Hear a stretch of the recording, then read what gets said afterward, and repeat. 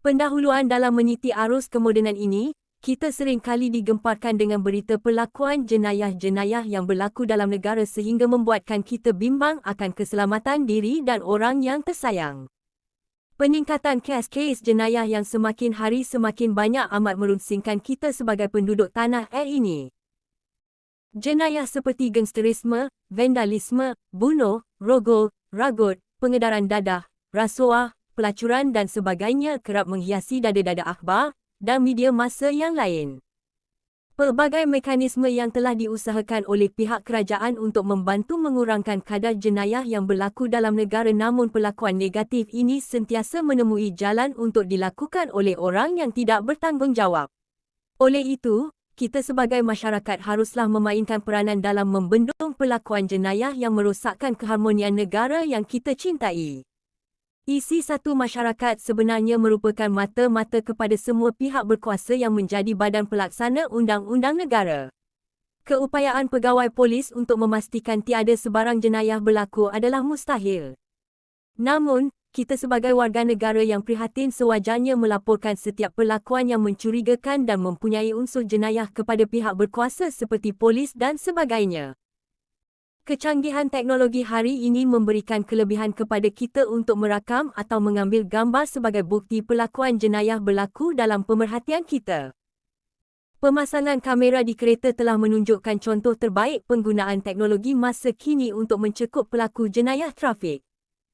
Justeru, tindakan melaporkan pelakuan jenayah adalah tanggungjawab utama masyarakat dalam membanteras pelakuan jenayah dalam negara. Isi dua, pada masa yang sama, kita sebagai ahli masyarakat seharusnya sentiasa menunjukkan teladan yang baik kepada orang sekeliling kita. Pengaruh orang sekeliling seperti rakan sekerja, keluarga atau rakan sekolah memberi impak kepada pelakuan seseorang individu itu. Jika baik pengaruh sekelilingnya, maka baiklah tingkah laku mereka dalam menghadapi liku-liku kehidupan. Tetapi jika orang sekeliling kita memberi pengaruh negatif, maka buruklah implikasinya kelak kepada diri dan masyarakat terutamanya. Persis kata mutiara, buat baik berpada-pada, buat jahat jangan sekali. Maka, masyarakat konvensional ini perlu berubah menjadi intelijensia dalam memastikan nilai kehidupan kita bertambah baik dan membuang perlakuan negatif dalam diri dan masyarakat.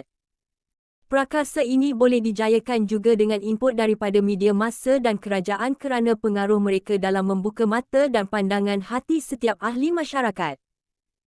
Isi tiga, selain itu, bagi mengelakkan aktiviti-aktiviti jenayah ini sering berlaku, kita boleh menganjurkan acara kemasyarakatan yang melibatkan semua orang tanpa ada had umur dan latar belakang. Dewasa ini, pelbagai syarikat-syarikat korporat yang semakin berjaya dan mereka seharusnya melaksana tanggungjawab sosial korporat mereka dengan lebih berkesan. Aktiviti seperti gotong royong dan pembersihan kawasan perumahan atau tempat-tempat awam dengan penyertaan setiap ahli masyarakat akan memastikan masa terluang yang ada digunakan untuk faedah bersama.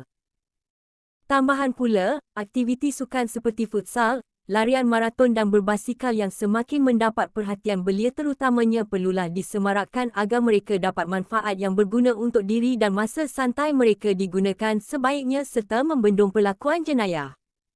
Secara tidak langsung, masyarakat bersukan akan melahirkan masyarakat yang mengamalkan gaya hidup sihat. Isi 4, seterusnya, pendidikan sivik dan moral dalam kalangan pelajar wajar untuk diperkasakan supaya masyarakat mendapat manfaat dalam mencegah perlakuan jenayah. Bak kata peribahasa Melayu, melentur buluh biarlah dari.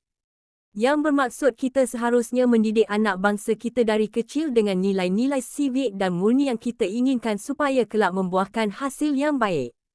Pemerkasaan pendidikan sivik ini akan membantu golongan pelajar untuk lebih berfikiran terbuka dan kritis dalam menilai sesuatu situasi yang berlaku dalam kehidupan.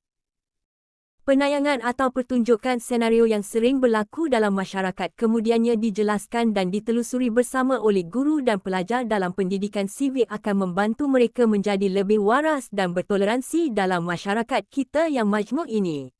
Sikap keterbukaan dan toleransi akan membantu kita menambah kesepaduan kaum dan menyemarakkan kehidupan bermasyarakat tanpa ancaman jenayah. Penutup kesimpulannya, pelbagai peranan yang penting harus dilaksana oleh setiap ahli masyarakat dalam membendung jenayah negara. Kita perlu berganding bahu bagi memastikan langkah yang proaktif diambil supaya kadar jenayah yang membawa virus epidemik ini dan akan menjatuhkan imej negara di mata dunia dapat dikurangkan. Seterusnya, ia dapat menjamin keselamatan diri dan keluarga kita serta memberikan harapan yang tinggi untuk generasi masa hadapan berasa selamat dan hidup aman sentosa. Tindakan tegas pihak berkuasa dan keprihatinan masyarakat akan memastikan kita diri sama tinggi dan duduk sama rendah dengan negara lain yang selamat untuk didiami dan cemerlang dalam pelaksanaan aktiviti ekonomi mereka. Negara yang selamat akan menarik perhatian seantero dunia dalam menjadi contoh sekaligus dapat membantu dunia mencegah jenayah antarabangsa.